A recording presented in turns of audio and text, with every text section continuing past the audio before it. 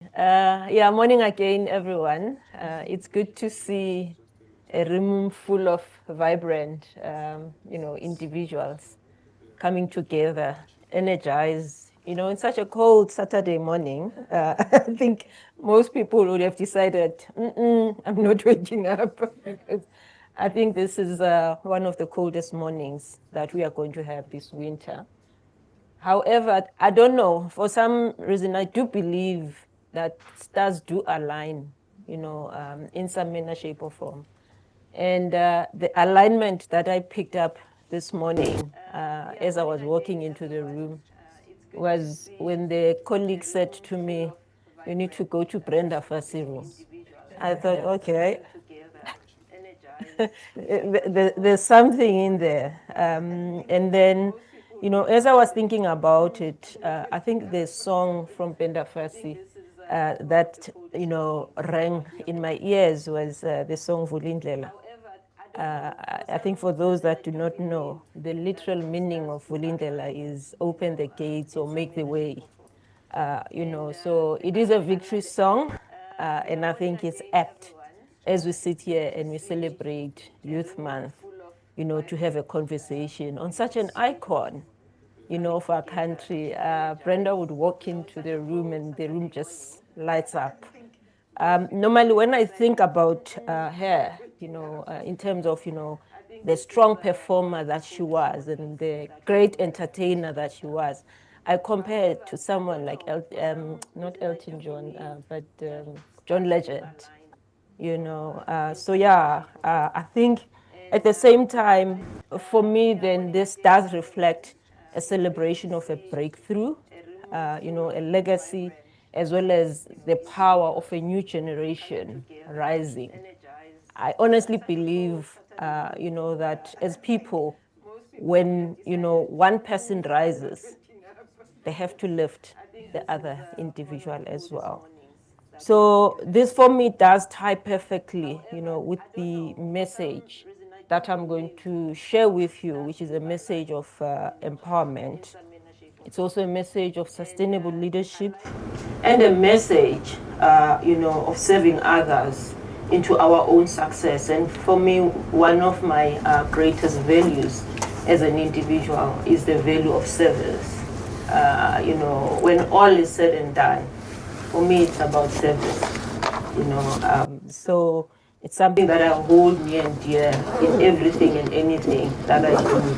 And I always question myself as to, am I serving, those that are around me in the manner in which I'm called upon to do. So really the song Vulindlela,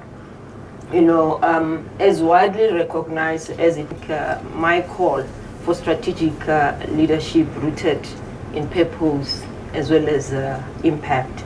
It is a very symbolic song. Brenda Fassi sings as a mother filled with pride and hope for, her child's journey.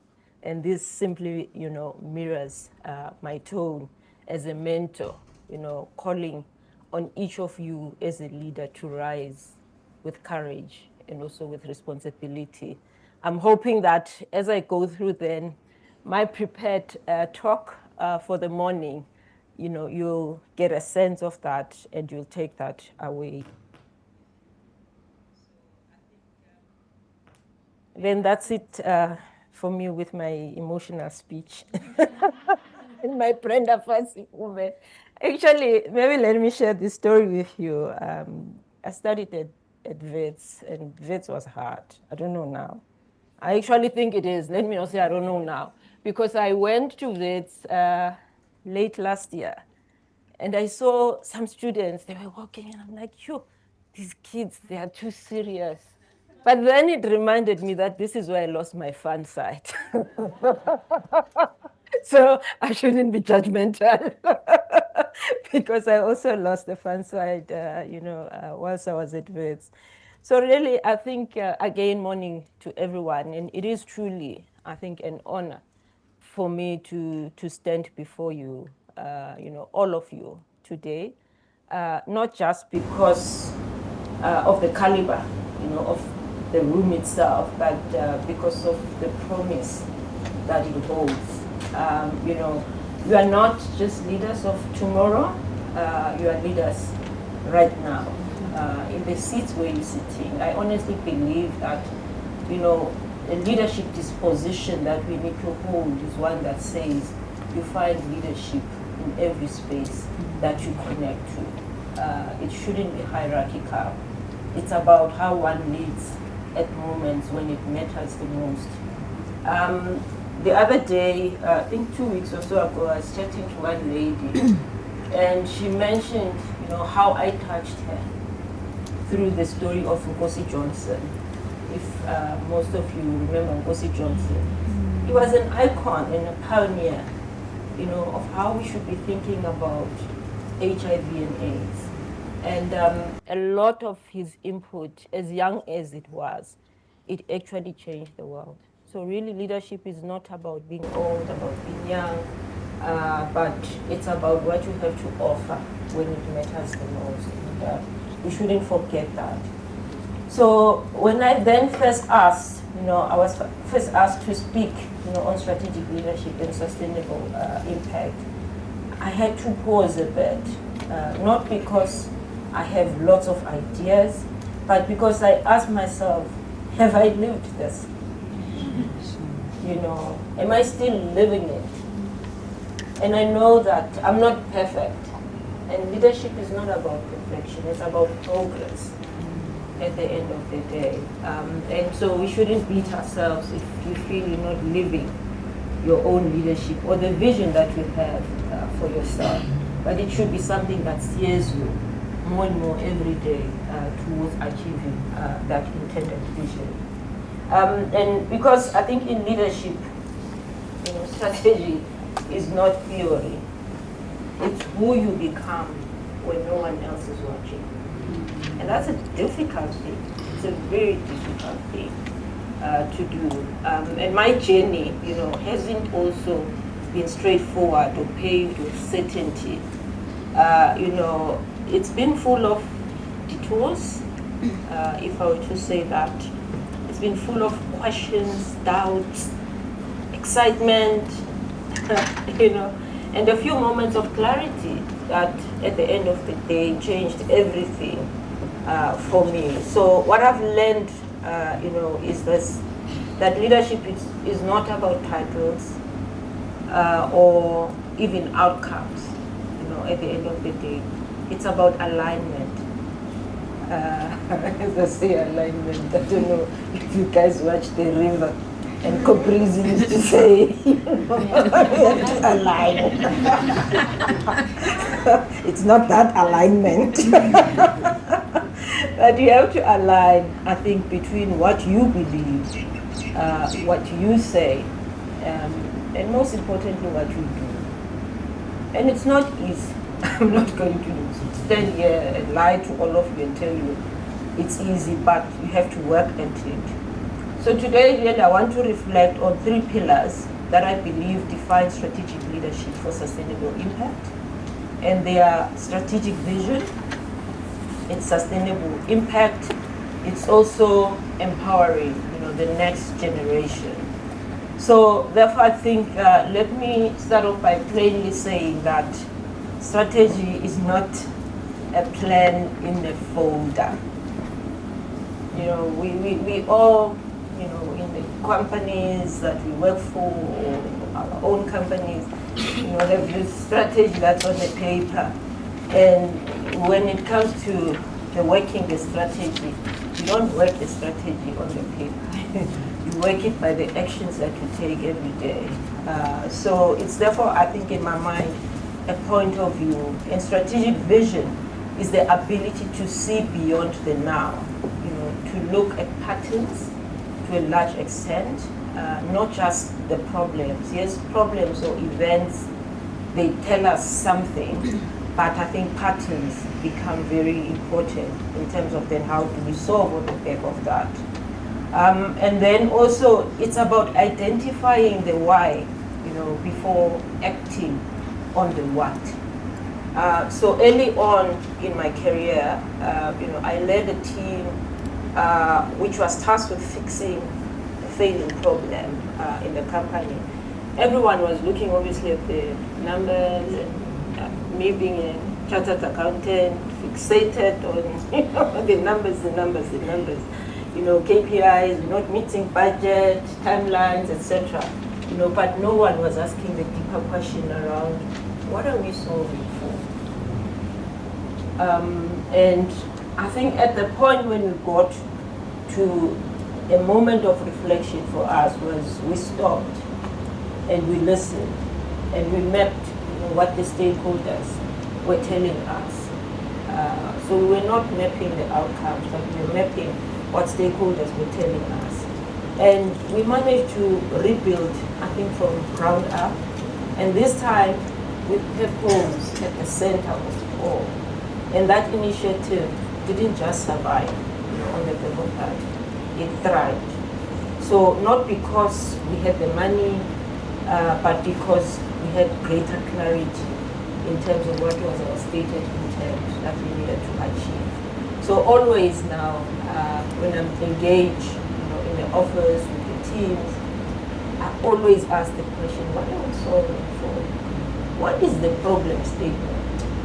And it's because that question is so fundamental, because it gets one to a point where you can reach the right resolution. Because when you ask the what are we solving for question, you actually get to the underlying challenge, and then you can answer with greater clarity the why you are doing something.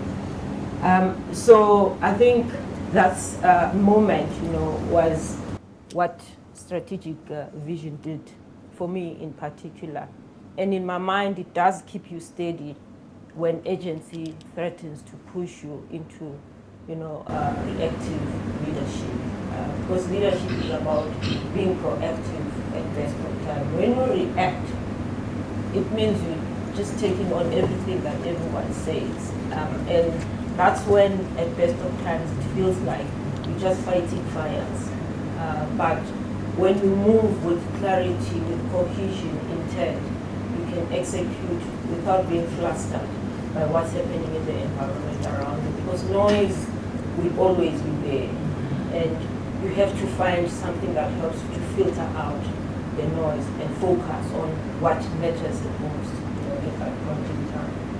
So from my end, the challenge really that I would love to leave with you today is that don't lead from a point of pressure, but lead from perspective. Because if you lead from perspective, you will gain much, much more, rather than when you lead from a point of pressure.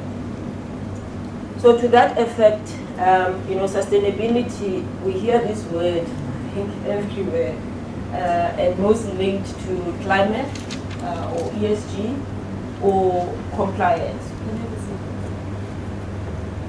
And yes, I think those aspects are vital, but I've got my youngest son, he's doing his first year at university, so he's very excited. And he asked me the other day, what is sustainability? I had to sit and think this issue. It's a difficult question, yet I do sustainability every day. So that's why I got the idea that I really have to stretch myself on exactly what is sustainability. What is that definition? And I'll start off then by defining it, a little bit also for you.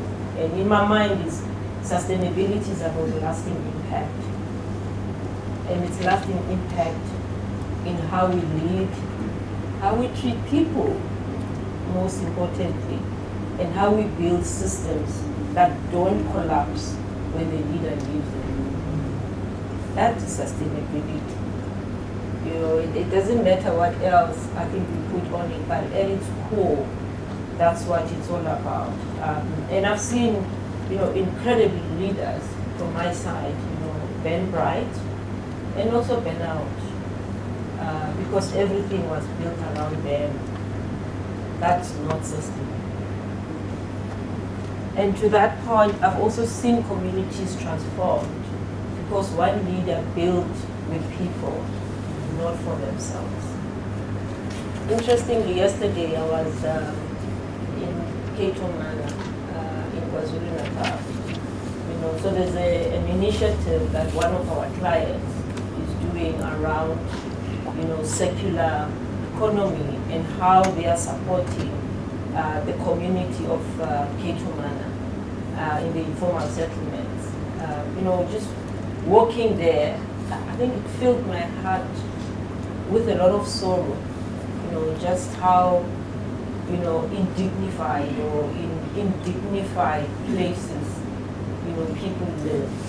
But what warmed me in that process was that client of ours found the courage, saw an opportunity to participate in a meaningful way in circular economy with the idea of helping the community in Cato Manor. And that community, in essence, they are in water cleansing solution, and they provide ablution facilities, and then they use all of that ablution facility outcomes to create manure and all of that, with the idea also of helping the community to have toilets closer to where they sit, because in the past this community had to walk something like 2 kilometers to go to ablution facilities. And then now they are able, to be serviced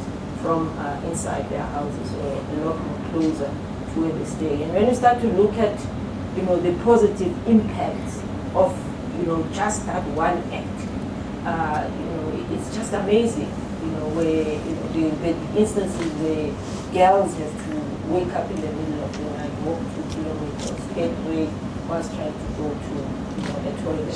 So those are some of the things that really put things into perspective in terms of, what sustainability is, and if we have to think about it in a different way, not from a climate perspective, but circularity. You can come up with solutions that are sustainable on the back of that. So yeah, sustainable leadership really means putting systems in place that grow even when you're not in the spotlight. It means creating cultures where voices are heard, data to a large extent is respected, and also relationships matter. Without relationships, you cannot be sustainable, because we are not islands as individuals. We were individuals that were created to live in social systems and structures that sustain us. So here's how I think about it. Sustainability therefore means inclusion, because exclusivity limits progress.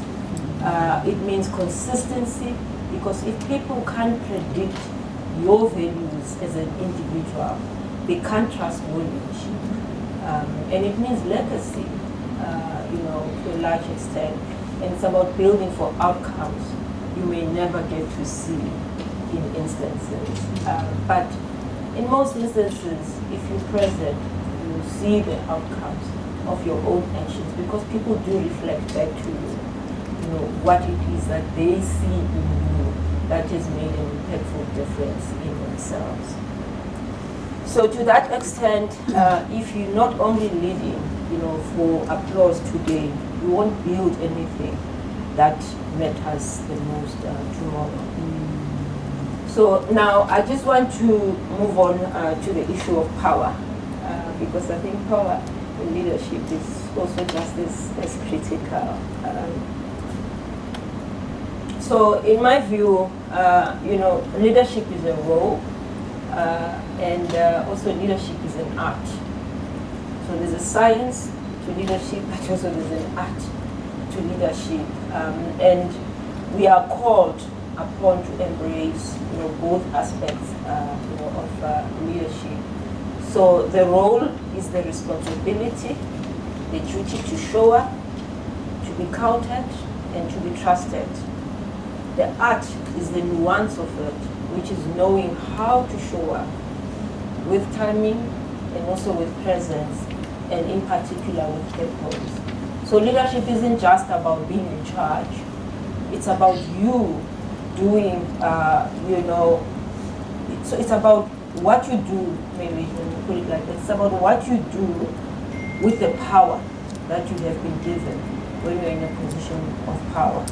So you have to use this power not as a pack, but as a tool for service, a tool for progress, and also, a tool to help others to become better, than you in some of the instances. Because if they become better than you, they go and also they make others even better, than themselves. So real leadership is not just much about, the power that you hold as an individual. It's also about how much power you give away unto others. So if your leadership ends with you, I'm afraid you have failed. At best of time, we as people, we tend to hoard knowledge. We tend to hoard information, and we say information is power. But unfortunately, that is failure at the end of the day. So one of the best things that I've done as a leader in that regard, but because I made space for their questions. And interestingly, what I found in the process is that if you allow space, give people space to, think, you find that they find their own answers in that thought process. And also, you grow personally, because that's not an answer that you had, and you've learned something, from them. So for me, therefore, empowerment isn't just formal mentorship programs. It's how we show up in meetings. It's how we speak about others when they are not in the room in particular. You guys know Absa, we've got lots of issues that are documented in the media. And it got to a point where I felt I had to stand up in front of like an entire senior leadership and say, let's stop gossiping. It's not helping any one of us. It destroys people's spirits. We must just stop it. If you're not happy with someone, go to the person and say, I'm not happy with this. That's how you see the world, and you helping them, to have line of sight of, another way of seeing the world, and they are helping you to see the world from their own perspectives. As I said earlier on, we are not islands, so we have to embrace one another and our perspectives, because that's what helps us to open up our own horizons and become better and stronger individuals, in the process. So therefore, I think if you are sitting here thinking, I'm not in a position of power yet, I want you to know that you are already in a position of power. You have significant influence. You just have to learn how to use the power of persuasion in the process, because that will help you to become even a stronger leader. So start mentoring sideways, support your peers, mentor up, in particular, speak up the truth. To a large extent, speaking truth to power, as hard as it is, it has to come with humility and also with courage. So in my view, if you mentor wide, try and find someone younger, someone a lot more greener is immature, and help them, to stand a little bit more taller, because in that way, you've made a difference as a leader. And because I think, when you empower others, it's not an act of charity. It's the most strategic thing that a leader can do, empowering another individual, and also helping them, to have sight or self-knowledge of themselves. People talk about personal mastery, self-insight. You're giving them an insight, and that's a gift in its own right. So let me leave you with this. So strategic leadership is not always exciting. It's not always visible, because we've become so materialistic, I think, as individuals, that we want every act that we do to become visible. Leadership is not always visible. sometimes it looks like listening deeply. That's the form, that it takes. Sometimes it looks like holding the line when it would be easier, I think, to compromise. And that is hard.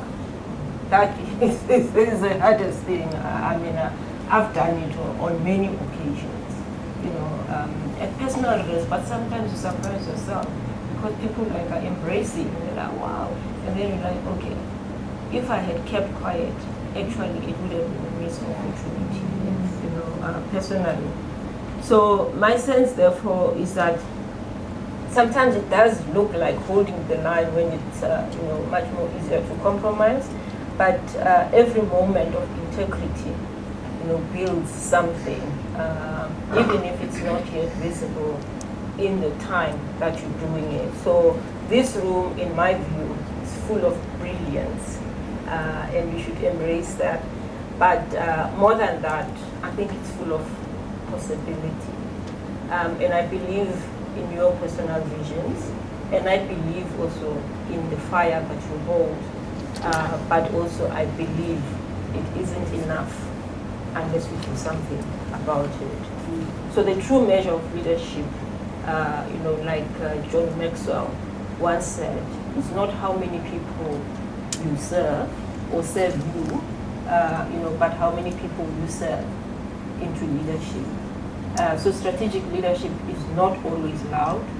It's also not always visible. Sometimes it means listening more than speaking, and listening is the most difficult thing to do, but you have to train yourself up in terms of how to listen with care, with empathy, because it's only if you can reach the other person's perspective empathetically that you can be able to lead and lead with care. And sometimes I think it means choosing the harder thing to do over the right or the easier thing to do, which is sometimes not right. But every quiet act of integrity does add up, and one day you'll see that it created something more lasting. So as I said, I think for me, what I would like to call upon you and ask, is more to ask yourselves 3 critical questions. First question is, what will your leadership cost you? And is it worth it? The second question is, what will your impact look like when no one is watching? The third one is, and on who you'll be standing taller because you chose to lead differently. So thank you. Hopefully, you'll take something from the little bits that I've shared with you this morning. So happy to take questions at this point.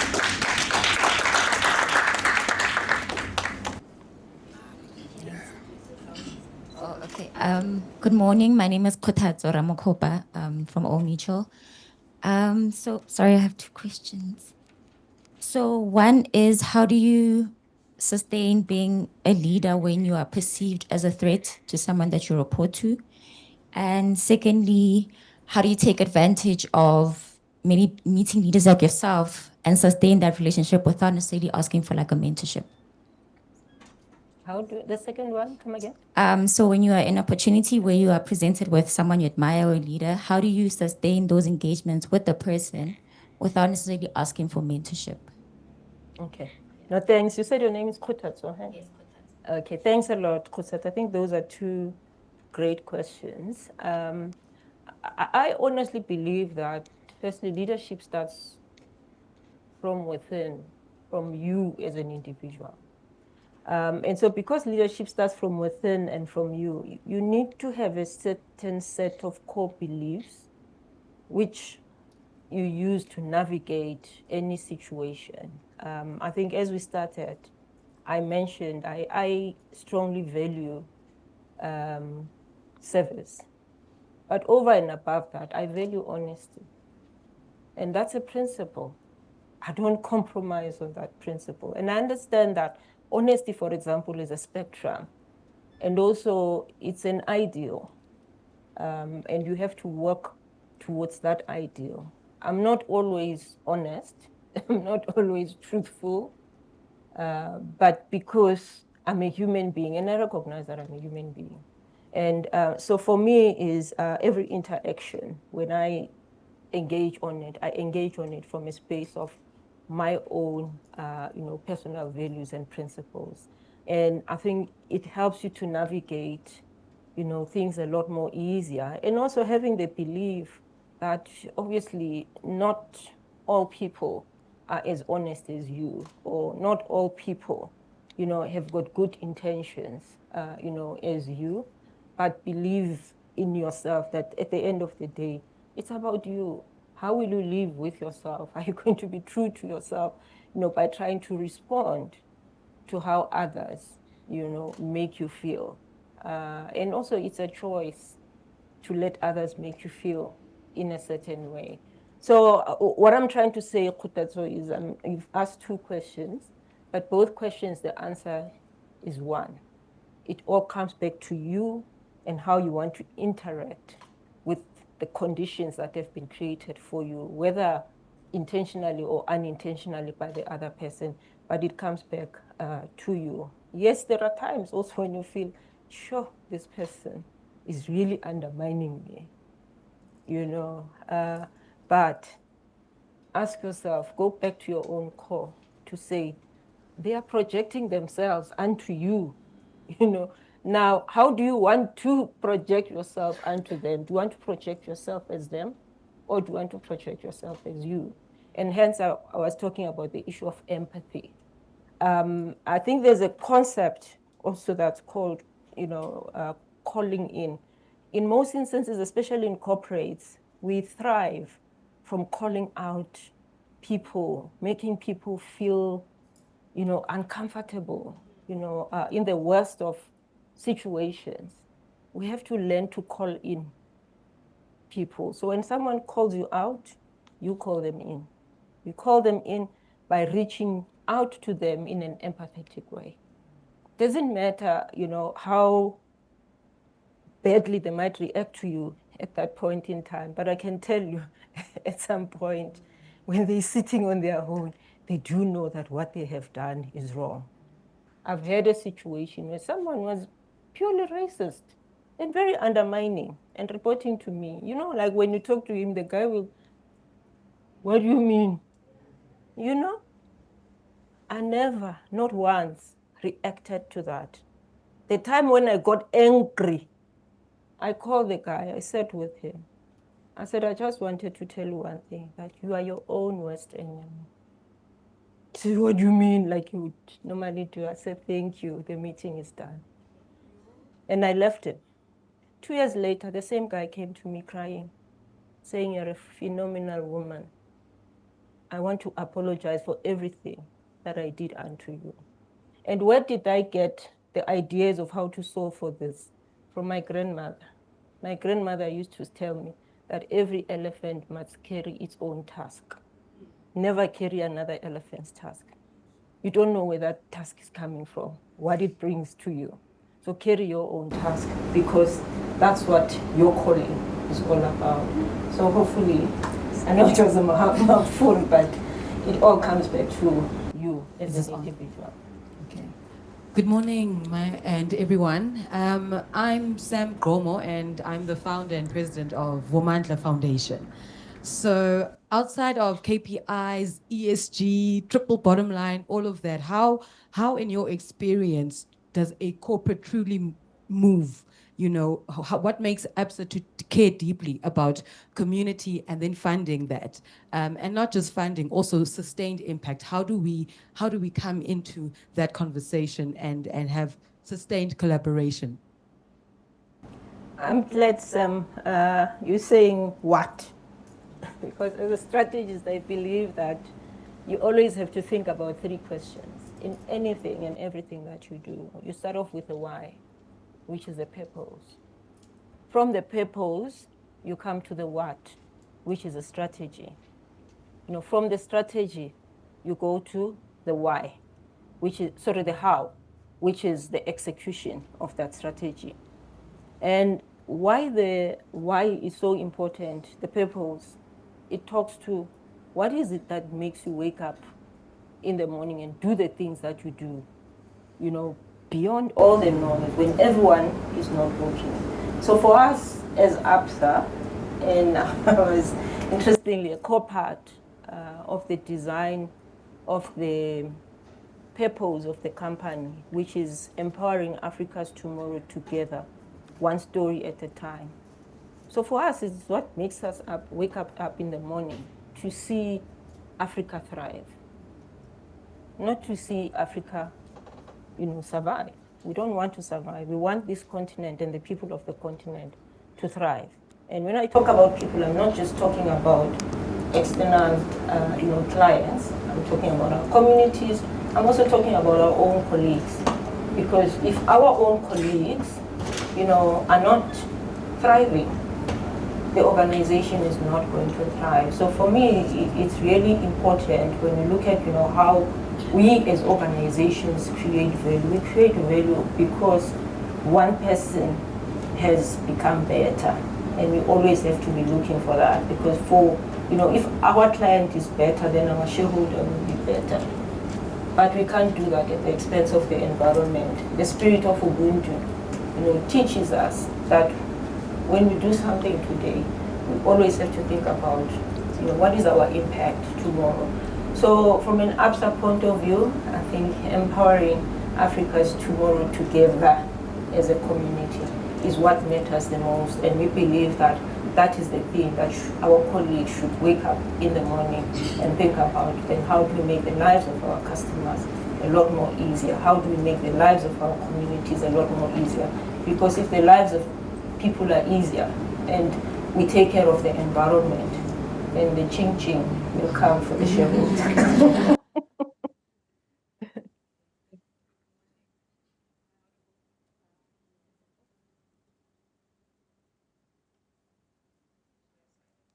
One, two. Okay, good morning. My name is Siago Domisa. I work for Eskom. I would like to know, leading with integrity in Eskom is not something that is simple because of the political influence that is there. Have you ever found in your career path where you feel like if you are a leader with integrity, it's actually a career suicide? Yeah, I think that's a powerful question, but it comes back to you. If you as an individual are not clear on your own leadership vision, your own leadership purpose, you will be flustered by people who've got, I would say, broken integrity. I've come across those situations personally, but I always bring it back unto me to say, am I now going to break my own value system and principles because of the person on the other side? As painful as it is, and sometimes I believe that it's part of your journey to go through that pain and be tested. And, on the other side, you have to choose what outcome is it that you want. Do you want to be compromised as an individual? Or, do you want to be who you are and be known for who you are? Because at the end of the day, it's going to boil down to the legacy you want to leave. Those people will not be around when other people talk about your legacy and what do you want that legacy to be. And you have to have clarity of thought as to what is your own legacy and leadership, that you want to leave behind. And as I said earlier on, for me it's clear, it's about service. Okay, sometimes people think, okay, there's a CA, she's crazy, not wanting to push the envelope from a profitability point of view, but also it's not about short-term profits. You've got to find a balance between the short-term profits and long-term sustainability. If you drive an organization that focuses on both aspects, profits in the short term, but also long-term sustainability, you've got a better chance of longevity. Whereas if you focus on short-term wins, lots of people are in jail today because they're focusing on the here and the now. as opposed to thinking about what is the bigger picture. So I think don't be myopic. That would be what I want to leave with you. Don't be myopic. Yes, call things out. Sometimes it does come at a personal cost, but think about how you do it. It's not about what you say, but it's how you say it. So it's really important to also not be to extrapolate, issues. Find a good way of engaging with the subject matter at a specific level, especially when it's that hard.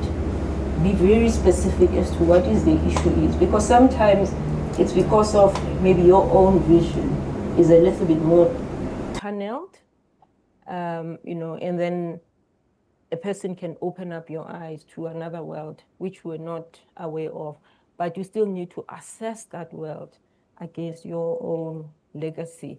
How does it live? Do we still marry here or not? Because if we are not marrying, then there has to be a divorce at some point. Yeah. Good morning. I'm here. Good morning. I'm here. Good morning. I am Tebogo Moema, and I am from Gauteng Provincial Treasury. I am a fiscal policy analyst there. So I would like to find out, how do I show up in meetings? How do I carry myself in the meeting? And how do I exercise my power of persuasion without actually stepping on people's toes? Thank you. I think you show up with intent, and intent has to be good. But also understand that sometimes intent and impact can mismatch. And when there's a mismatch between your intention and the impact that your intention has on the other, you have to reflect with that person and be able to gracefully say, I am sorry. That was not my intention to do that to you. And people like that. At best of times, we don't want to be vulnerable as people. And vulnerability is a differentiator, especially in the world that we live in. If you're not able to be vulnerable, you'll find yourself in all kinds and sorts of problems. Because sometimes then you go into spaces of artificial harmony. And when you reflect on yourself, you find that you've become a person that you never wanted to be. But because you didn't want to be vulnerable as a person. Because people reflect on us all the time. If we are present, we hear what people tell us, and we have to make choices on the feedback that we get. So feedback loops, they are very important. And maybe one thing I need to say is you have to journal. You have to learn how to journal. And how I started journaling was just by asking myself, or saying, these are the few things I need to do this week for myself. And then at the end of the week, assessing, did I achieve my stated, objectives? And if I haven't achieved, reflect in earnest with myself, why didn't I do that? And what do I need to do differently, to make sure that I can achieve or drive a different agenda, because what I'm doing maybe is not working. And to a large extent, that's when I started to find happiness, because I could see that I'm actually achieving a lot more than I thought, I'm achieving. But just by documenting and seeing my own writing, it made a significant difference, for me, and also how I see myself. And it becomes also a thing, a view that I use as a mirror, to judge even, how am I doing? Where am I at any given moment in time? But also the other important thing, maybe just to lift out, is, as a person, you have to have almost some kind of faith or conviction, because if there's no place, of conviction, how do you reach to your soul? Normally we don't talk about the soul, but the soul is what carries us, I think, as people. And it's important to find a way of refreshing and connecting with that soul on an ongoing basis. In most instances, corporates, become too much of thinking, feeling, gut, and we forget that actually there's something bigger than us that you have to reach out to and let that thing be your guiding light.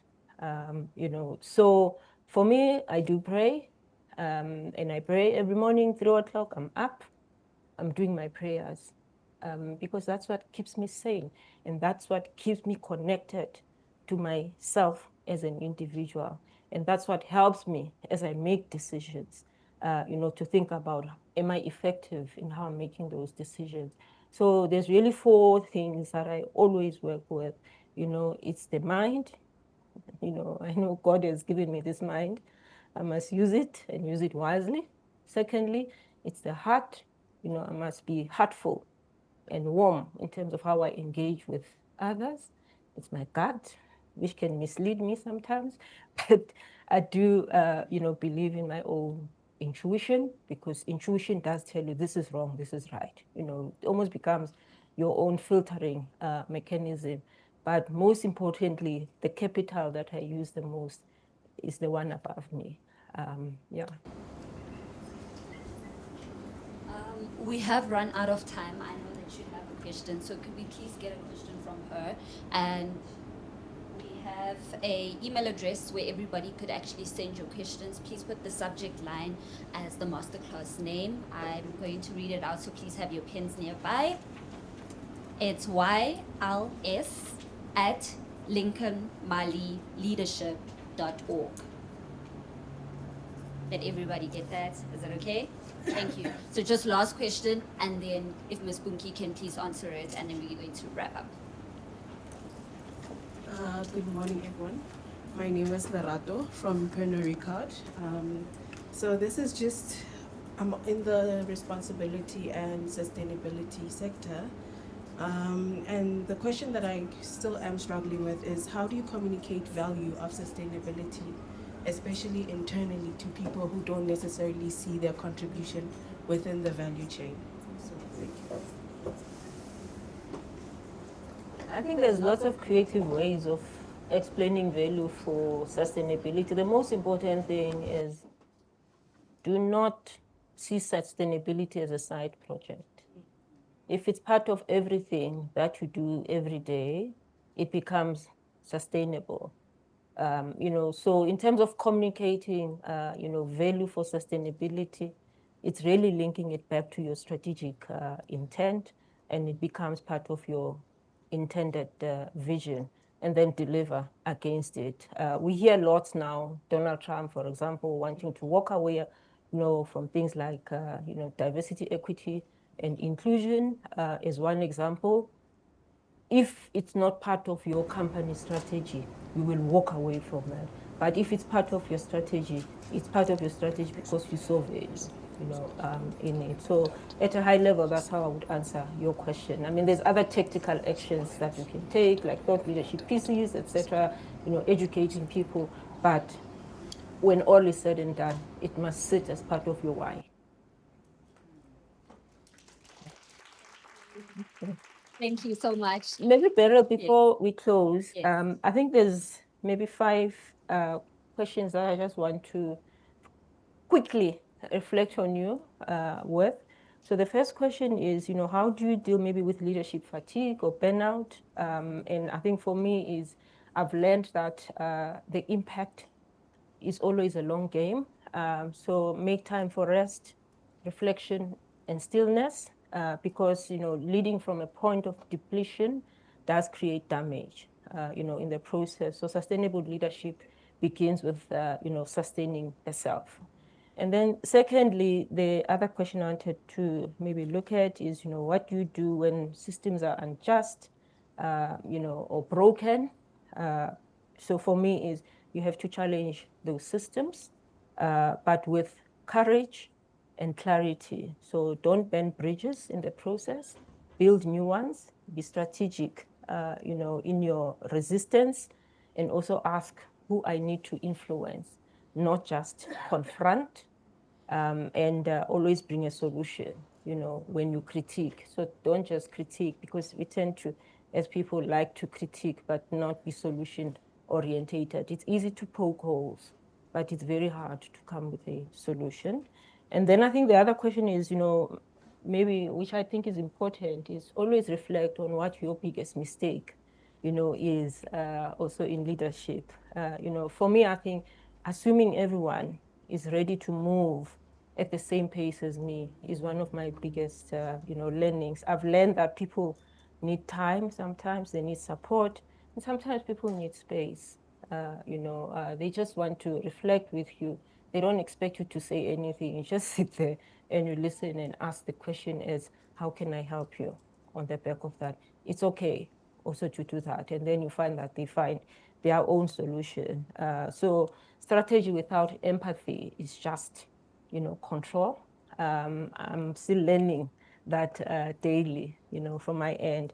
And I think the final question is, how do we know, we are making real impact as leaders? I'm sure you heard I've spoken a lot about we won't always know immediately, but impact often shows up quietly. So for example, a message that you will get years down the line, or even from your own, mother or your own drunkard uncle. And you're like, oh, okay, there's it, because also they've got some gems that, they give to you. So never underestimate those in people. So for me, I think the most important thing maybe to always remember, don't measure only on scale, measure by intention and consistency. Thank you.